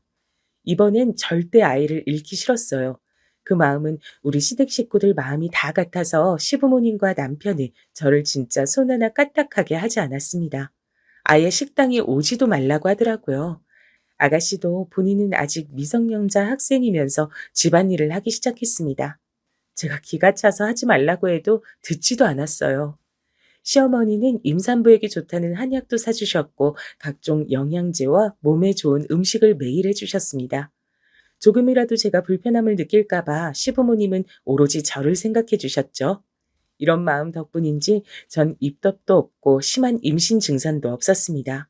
너무 건강하게 자연분만으로 아들을 낳을 수 있었어요. 아들을 낳자 시부모님과 아가씨는 저보다 더 기뻐했답니다. 너무 좋아하는 그들을 보고 저도 행복했어요. 그러면서 한편으론 우리 친정엄마가 만약 살아계셨다면 얼마나 좋아했을까 상상했습니다. 그래도 우리 엄마의 소원인 좋은 시부모님은 만났으니 하늘에서 만족스럽게 보고 있다고 생각했어요.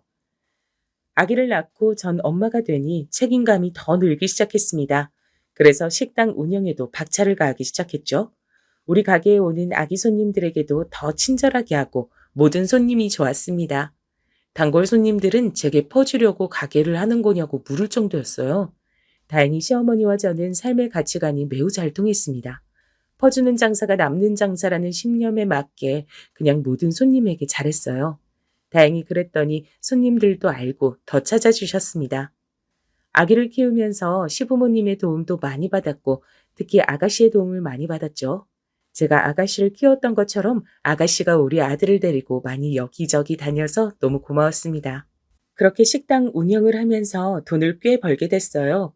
다 같이 단칸방에서 다리도 제대로 못 펴고 자던 것이 어제 같은데 시댁 식구들은 어느덧 200억대 자산가가 됐습니다. 시부모님은 항상 제게 감사하다고 제가 은인이라고 하셨어요. 실질적으로 제가 받은 것이 훨씬 많은데도 시부모님은 늘 제가 없었으면 살기 싫었을 거라고 말씀하셨습니다. 그러다 시어머니가 몸이 많이 안 좋아지게 됐어요. 원래 식당을 운영하면 몸이 안 아픈 곳이 없다고 하잖아요.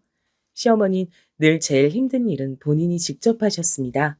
직원을 뽑았는데도 직원들에게 일을 시키지 않고 항상 본인이 나서서 하셨어요. 그러니 당연히 몸이 안 좋아졌습니다. 특히 시어머니는 제게 쟁반도 못 들게 하셨어요. 절 어찌나 끔찍하게 아끼는지 단골이 보고 제게 공주님이라고 할 정도였습니다.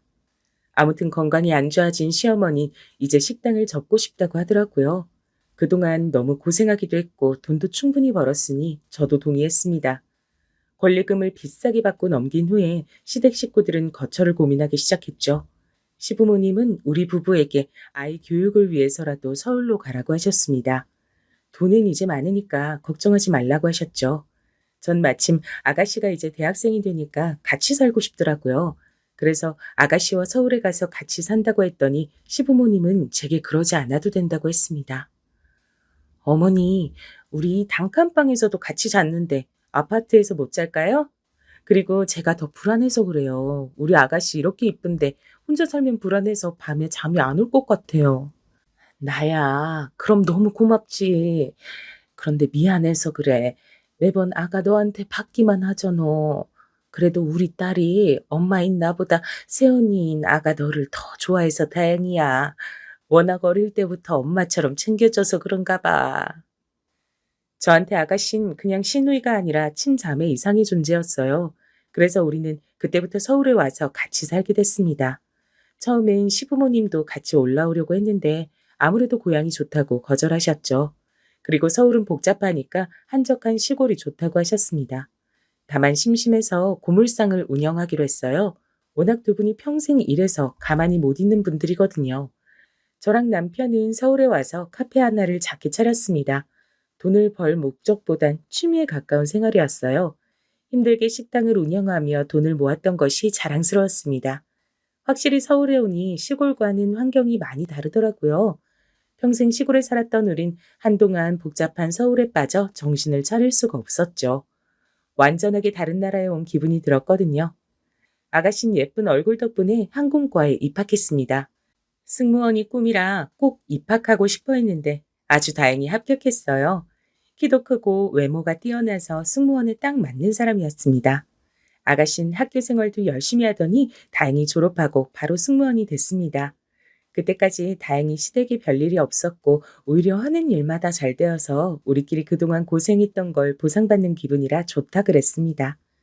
제가 살던 아파트가 마침 공항과 가까워서 아가씨는 계속 우리 집에서 살았습니다. 주위에서 신우랑 같이 살면 불편하지 않냐고 하던데 전혀 불편하지 않았어요. 오히려 심심하고 무료한 일상에 시누이가 있어서 행복했습니다. 시누이를 따라 해외도 다니고 우린 친자매보다 가까운 사이였죠. 그런데 신우가 일을 시작하고 사건이 하나씩 터지게 됐습니다. 시누이는 예쁜 얼굴 때문에 항상 인기가 많았어요. 특히 대학생 땐 대놓고 뒤를 따라다니는 남자가 한둘이 아니었습니다. 승무원이 된 이후에도 옆에 남자가 항상 많았죠. 그러다 새로 사귄 남자친구가 있었는데 그 친구랑 2년을 넘게 사귀었습니다. 워낙 저랑 신우는 둘이 대화를 많이 해서 그 남자친구에 관해 어느 정도는 알고 있었어요. 의대를 나와서 병원에서 인턴 생활을 하고 있다고 하던 그 남자친구는 사람이 참 다정하고 괜찮다 그러더라고요. 저도 우연히 마주쳐서 몇 번 봤는데 사람이 순박하고 착해 보였습니다. 신우이에게 결혼할 거냐고 물었는데 신우이는 제 말을 듣자 진지하게 말했어요. 언니, 사실 고민이 있어요. 지금 남자친구가 사람만 보면 참 좋거든요. 직업도 이사고 다정하고 착하잖아요. 근데 남자친구가 개천에서 난 용이라 시어머니 될 사람이 너무 유난이에요. 그것 때문에 조금 고민이 되네요. 아가씨는 시어머니가 될 사람이 너무 아들을 끼고 사는 사람이라 걱정하더라고요. 사실 전 시부모님이 워낙 좋은 분들이라 시집살이가 전혀 없었잖아요. 그래서 시누이의 현실적인 고민이 와닿진 않았습니다. 다만 우리 친정 엄마가 할머니에게 심한 시집살이를 당했고 주위에서도 이상한 시모를 많이 봐서 시누이의 걱정 자체는 이해가 됐어요. 일단 제가 그 얘기를 듣고 천천히 지켜보자고 했습니다. 근데 본격적으로 결혼 얘기가 나오니 아가씨는 더욱 곤란함을 비추기 시작했죠. 승무원이라 일하는 시간이 불규칙적이고 해외에 있는 시간이 많은데 시어머니 될 사람이 시누이를 자꾸 부른다고 하더라고요. 그러다 김장 사건이 일어나게 됐습니다. 시누이가 아침부터 제게 오더니 곤란한 상황이 생겼다고 하는 거예요. 저는 평소에 우리 아들보다 아가씨 일에 예민하게 반응하는 사람이라 말해보라고 했더니 기가 막혔습니다. 아직 결혼 날짜도 제대로 잡지 않은 사이고 그냥 결혼하자는 말만 나왔는데 시누이 보고 김장하라고 오라고 했다고 하더라고요. 그런데 하필 날짜가 아가씨가 유럽으로 비행을 가는 날짜라 곤란하다고 했더니 예비 시댁을 우습게 한다고 난리가 났다고 합니다. 비행을 취소하고 오라고 했다고 시누이는 이 상황이 이해가 가지 않는다고 했어요. 저도 옆에서 보는데 이건 아닌 것 같더라고요. 심지어 의사인 아가씨 남자친구는 부르지도 않고 딱 시누이만 오라고 했답니다. 아니, 남의 집 귀한 딸을 결혼도 전에 오라고 난리야? 아, 난 이 결혼 절대 반대야. 난 아가씨를 유치원 들어가기 전부터 업어 키웠으니까 이 정도 말할 권리는 있죠? 내가 우리 아가씨 어떻게 키웠는데 절대 반대니까 결혼 딱 엎어요.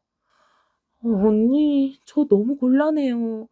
그런데 진짜 딱 이 시어머니만 아니면 남자친구는 괜찮아서 더 고민돼요. 일단 저 비행 가야 하니까 준비해서 다녀올게요. 나중에 결혼해서도 비행 취소하고 김장하러 오라고 하진 않겠죠. 저는 아가씨가 이런 취급을 당하는 게 너무 화가 나서 참을 수가 없었습니다.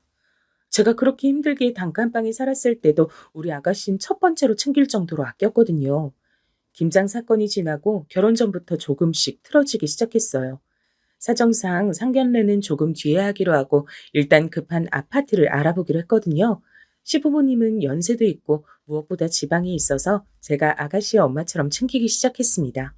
그러다 아파트 문제로 사돈을 미리 뵀던 적이 있어요. 저는 이날의 기억이 아직도 생생합니다.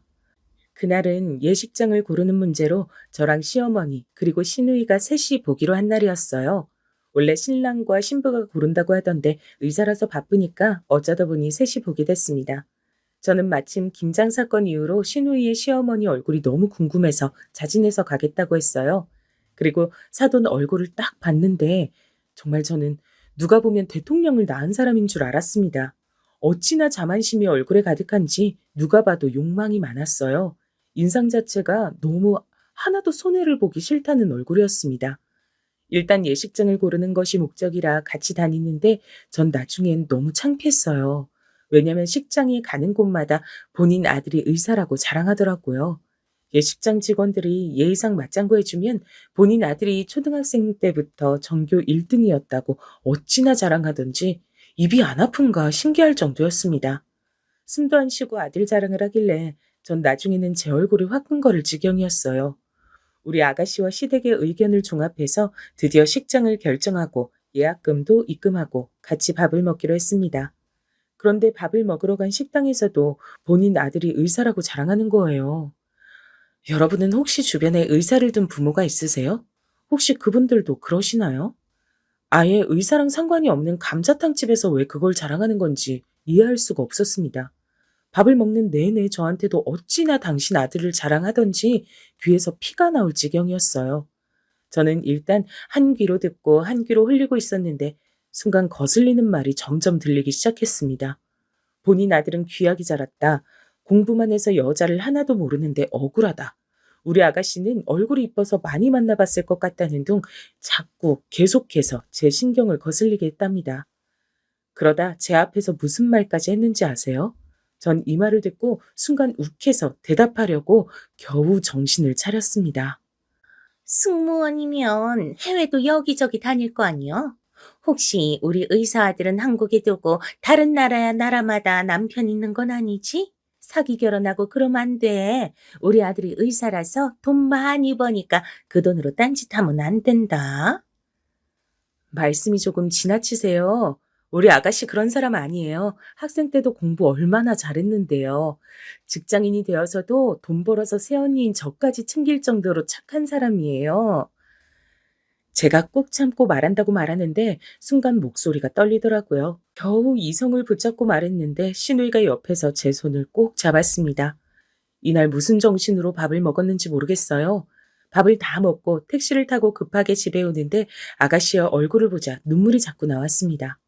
택시 안에서 엉엉 울고 집에 와서도 아가씨에게 이 결혼은 내가 반대한다고 말했어요. 우리 소중한 아가씨를 저런 집안에 시집 보내는 건 도저히 용납할 수가 없었습니다. 막말로 의사가 대통령도 아니고 잘난 직업은 분명히 맞지만 우리 아가씨가 백수도 아니잖아요. 전 너무 속상해서 아가씨에게 이 결혼 하지 말아달라고 강하게 말했습니다. 그날 식장 계약을 마쳤지만 저는 그냥 다 얻고 싶었어요. 만약 우리 시부모님이 알면 얼마나 속상해할까 생각하니 그냥 애초에 저런 집하고는 1초도 더 엮이고 싶지 않았습니다. 제가 울면서 말하자 아가씨도 결국 눈물을 보였어요. 그러더니 자기도 이런 결혼은 못하겠다고 접겠다고 하더라고요. 전화로 파혼 얘기를 자기 남자친구에게 전하는 걸 보고 저는 겨우 진정할 수 있었습니다. 그렇게 파혼하고 그냥 새로운 인생을 살 줄 알았는데 원래 인생은 이렇게 예측 불가한 상황들의 연속인가요? 우리 아가씨가 파혼을 선언하고 놀라운 일이 발생했습니다. 바로 그 남자친구가 아가씨와 못 헤어진다고 우리 집에 찾아오기 시작했어요. 그때가 하필 아가씨가 일하러 비행하고 있을 때라 집에 없어서 남편과 제가 그 남자친구와 대화했습니다. 전 거기서 당당하게 우리 아가씨도 곱게 자라서 이렇게 무시하는 집에 시집 못 보낸다고 말했어요. 본인이 그 집에서 소중한 만큼 우리 아가씨도 집에서 보석 같은 존재라고 말했죠. 그랬더니 그 남자친구가 갑자기 무릎을 꿇더라고요. 너무 놀라서 뭐 하는 거냐고 해도 본인이 무조건 잘못했다고 빌기 시작했습니다. 저랑 남편이 강제로 일으키려 해도 힘이 얼마나 센지 꿈쩍도 하지 않았어요. 제가 일단 자세 풀고 얘기하라고 해도 듣질 않더라고요. 알고 봤더니 시누이 남자친구의 집도 예전에 우리처럼 가난했다고 합니다. 찢어지게 가난해서 시어머니 될 사람은 남의 집에서 파출부 생활도 하고 그랬대요. 힘든 상황이라 그 현실을 벗어나려고 이를 악물고 공부했다고 합니다. 그래서 제가 의대에 합격하고 어머니가 3일을 내리우셨어요. 저도 우리 어머니가 유난히 절 싸고 도는 건 압니다. 근데 이게 다 사정이 있었어요. 다신 이런 일 없도록 제가 중간에서 잘할 테니 한 번만 봐주세요. 네? 전 그전까진 저런 집에 우리 아가씨를 절대 못 보내겠다고 완강했는데 사정을 듣고 나니 안쓰러운 마음이 생겼습니다. 무엇보다 어린 시절 얘기를 들으니 우리가 힘들었던 시절이 생각났어요. 원래 죽도록 미웠는데 사정을 들으니 조금씩 마음이 풀리더라고요. 그래도 우리 아가씨의 의사가 제일 중요하니까 일단 알겠다고 하고 되돌려 보냈습니다. 아가씨가 비행해서 돌아오자 있었던 일을 말했어요. 아가씨는 생각해보겠다고 제게 말했습니다. 그 뒤로 남자친구는 우리 집에 한우도 보내고 비싼 과일이나 홍삼을 들고 자주 찾아왔어요. 일하느라 바쁠 텐데 어떻게든 시간을 내서 아가씨를 데리러 공항에 가고 우리 집에 와서 식구들 외식도 많이 시켜줬습니다. 지극정성으로 대하는 모습을 보니 저도 사람이라 점점 마음이 열리더라고요. 무엇보다 본인이 자기 엄마가 유난이란 걸 인지하고 있어서 그나마 다행이었습니다. 이런 정성을 보고 아가씨도 점점 마음이 풀리는 게 보였어요. 그래서 슬슬 다시 결혼 얘기가 나오게 됐습니다. 아가씨가 제게 결혼해도 되냐고 묻길래 전 무엇보다도 아가씨 본인의 입장이 제일 중요하다고 그랬죠. 그러자 아가씨는 마지막으로 기회를 주고 싶다고 하더라고요. 저도 그거엔 동의했기 때문에 일단 다시 결혼 준비를 재개했습니다. 남자친구가 중간에서 말을 잘했는지 예전처럼 김장하러 오라거나 명절에 부르거나 그런 것은 없었어요. 신우에게 전화를 강요하거나 자주 찾아오는 것을 원하는 것도 없었습니다. 예전엔 신우가 해외에 갔다가 작은 선물을 사오면 더 큰 걸 바라는 눈치였는데 이젠 그런 것도 없다고 하더라고요. 일단 남편이 중간에서 역할을 잘하면 되니까 전 그 모습을 보고 결혼해도 되겠다고 생각했습니다. 시부모님을 보러 가서도 아가씨 남자친구가 괜찮은 사람이라고 알리기 시작했죠. 그러다 상견례 날짜가 잡혔습니다. 우리 시부모님이 두 분 다 시골에 계시니까 상견례 자리에서 처음 사돈끼리 보는 자리였어요. 아가씨 남자친구도 처음으로 보는 날이었죠. 제가 괜히 긴장이 돼서 시부모님을 하루 전에 우리 집으로 모셨습니다. 식구들이 아침부터 분주하게 준비해서 상견례 자리로 향했어요. 시부모님보다 오히려 제가 더 긴장된 상태로 차에 타서 이동했습니다. 저도 파혼하게 된 날 이후로 사돈을 처음 보는 자리였거든요. 그날 좋지 않게 마무리가 돼서 찝찝한 마음이 있었습니다. 그래서 일부러 제가 나서서 떡 케이크도 준비하고 최대한 말을 예쁘게 하려고 준비했어요. 강남에 있는 고급 한정 식당을 예약하고 10분 전에 도착한 우린 아직 오지도 않은 사돈댁을 기다렸습니다. 그런데 약속한 시각이 되어서도 예비 사돈들은 오지 않더라고요. 분명히 장소도 사전에 알려줬고 일부러 사돈댁과 가까운 위치로 잡았는데 이상했죠. 거리가 먼 거리도 아니었고 예비 사돈의 집에서 겨우 15분이 걸리는 위치였거든요. 아무리 늦어도 이렇게 늦을 순 없었습니다. 게다가 우리 시부모님은 무려 지방에서 미리 올라온 거잖아요. 아가씨가 당황해서 전화로 물어보니 남자친구가 헐레벌떡 안으로 들어왔습니다. 아가씨 시부모님이 차가 막혀 늦는다고 하더라고요. 저는 순간 기분이 조금 상했지만 애써 괜찮다고 말하고 기다렸어요. 우리 시부모님들은 워낙 좋은 분들이라 괜찮으니 천천히 오라고 하셨습니다. 그런데 30분이 지나도 안 오는 거예요. 슬슬 저는 기분이 나빴고 아가씨 표정도 안 좋아졌어요. 음식이 이미 나왔는데 먹지도 못하고 기다리는 기분이 썩 좋지 않더라고요. 마침내 40분이 지나자 예비 사돈이 들어왔는데 늦게 왔으면서 어찌나 천천히 느긋하게 걷는지 너무 얄미웠죠. 심지어 늦어서 죄송하다는 말도 하지 않더라고요. 예비 사돈을 보고 우리 시어머니가 오시느라 고생하셨다고 하니까 그냥 별거 아니라고 답했습니다. 그 모습을 보고 전 그 자리에서 박차고 일어나고 싶었어요. 역시 사람은 바뀌지 않는 건가 싶었습니다. 아가씨가 제 눈치를 보는 게 느껴져서 일단 꾹 참고 저도 웃는 얼굴로 대했어요. 그렇게 상견례가 시작됐는데 자리가 너무 불편했습니다. 상견례 장소는 우리가 정했는데 예비 사돈들은 음식이 짜다, 맛이 없다, 양이 적다 등 불평을 하더라고요. 아무리 미식가여도 상견례 자리에선 그냥 대충 먹는 게 맞지 않을까요? 전 제 상식으론 도저히 이해되지 않았어요. 자기들끼리 먹을 때 맛을 평가하는 건 아무렇지도 않습니다. 근데 상대 집이 예약한 식당에 와서 불평하는 걸 들으니 전 기분이 상했어요. 제가 이 식당을 알아보려고 여기저기 시간을 내어 물어봤거든요. 열심히 찾아서 힘들게 전화로 예약했는데 불평을 들으니 표정이 점점 굳기 시작했습니다. 늦은 것도 짜증나고 미안해하지 않는 것도 화가 났어요. 그래도 일단 아가씨를 위해서 제 모든 인내심을 발휘하고 꾹 참았습니다. 그런데 잠시 후에 아주 충격적이고 놀라운 사건이 일어났어요. 이 사건이 제가 오늘 제보하는 사연의 핵심이랍니다. 예비사도는 그날도 역시 의사 아들에 대한 자부심이 상당한 상태였어요. 어찌나 자랑하던지 제가 다 민망했습니다. 당사자인 아들이 제발 그만하라고 하는데도 입을 쉬지 않더라고요. 딱 보니 집안 분위기를 눈치챘습니다. 아들이 아무리 말려도 의사 아들을 둔 부모는 이미 거만함이 하늘을 찌르고 있었어요. 그리고 돈 얘기가 나오자 본인 아들이 돈을 잘 버니까 우리가 마치 로또에 당첨됐다고 하더라고요. 우리 아가씨도 승무원이라 돈을 잘 벌고 무엇보다 시댁 재산이 200억인데 평생 일하지 않고 살아도 될 정도인데 저런 말을 하니 어이가 없었습니다. 그러다 예비사돈이 우리 시부모님께 무슨 일을 하는지 물었어요. 마음씨 좋은 우리 시어머니는 웃으면서 고물상을 하고 있다고 말했습니다. 그러자 예비사돈이 어떤 행동을 했는지 아세요? 저는 진짜 아직도 이날을 생각하면 너무 화가 납니다. 고물상이라는 소리를 듣자마자 대놓고 인상을 구기더라고요. 저는 참을 만큼 참아서 그 모습을 보고 한마디 하려고 했어요. 근데 그 순간 예비사돈의 입에서 어떤 말이 나왔는지 아세요? 뭐? 고물? 고물 팔아 돈 번다고? 그지야? 그런 집안에 우리 의사 아들 보내라고?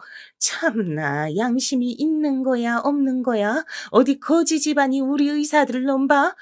어휴, 시간 아깝게 이러고 있었네. 여보, 일어나, 가자. 엄마, 아버지, 지금 뭐 하시는 거예요? 아니, 이렇게 나가면 어떡해요? 잠시만요. 아, 죄송합니다.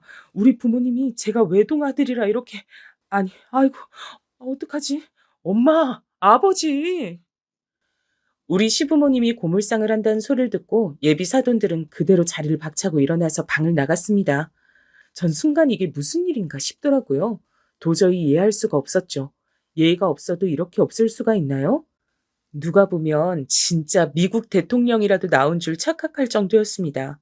아가씨도 얼굴이 새빨개진 채로 앉아 있었어요. 시부모님은 당황해서 아무 말도 못하더라고요. 그 모습을 보고 저는 인내심의 한계에 도달했습니다. 우리 남편도 화가 나서 저런 집안에 절대 우리 아가씨를 보낼 수 없다고 했어요. 파혼은 당연했고 저는 저런 몰상식한 사람들이 너무 미웠습니다. 우리의 시간도 소중한데 시부모님이 서울까지 올라와서 이런 수모를 당하는 게 참을 수가 없더라고요. 그래서 전 일어나서 밖으로 향했습니다. 밖으로 나가니 아가씨 남자친구가 열심히 본인 부모를 말리고 있더라고요. 절 보고 예비 사돈은 손가락질하며 가난한 거지 집안이라고 말했습니다. 전 그 광경이 너무 웃기고 어이가 없었어요. 이제는 하도 어이가 없어 실수가 나올 지경이었습니다. 제가 다가가자 예비 사돈들은 파혼이라고 소리를 질렀어요. 주제도 모르고 저렇게 나오는 모습을 보니 기가 막혔습니다. 파혼? 당연하지. 이렇게 몰상식한 집안에 귀한 우리 아가씨를 어떻게 보내요? 그리고 아줌마, 우리 시부모님을 아줌마가 뭔데 무시해? 우리 시댁 재산만 200억이야. 고물상은 취미로 하는 거고. 우리 아가씨랑 결혼하면 병원 개원은 식은죽 먹기였는데. 어휴. 뭐? 뭐라고? 200억? 그게 정말이야? 지금 거짓말하는 거지? 내가 그걸 믿을 줄 알아? 고물상하는 집에 우리 의사 아들을 어떻게 보내? 양심이 있어? 제가 우리 시댁의 비밀을 말하자 예비 사돈들은 얼굴이 하얗게 질렸습니다. 그러면서 괜히 제게 거짓말하는 거라고 하더라고요. 그러자 절 뒤따라 나온 남편이 예비 사돈들에게 말했습니다. 그렇게 궁금하면 직접 지방에 내려와서 보라고 했어요. 그리고 바로 그 자리에서 핸드폰으로 은행 어플을 접속해서 재산을 보여줬습니다. 우리 남편이 이렇게 화가 난 모습은 저도 처음이었죠.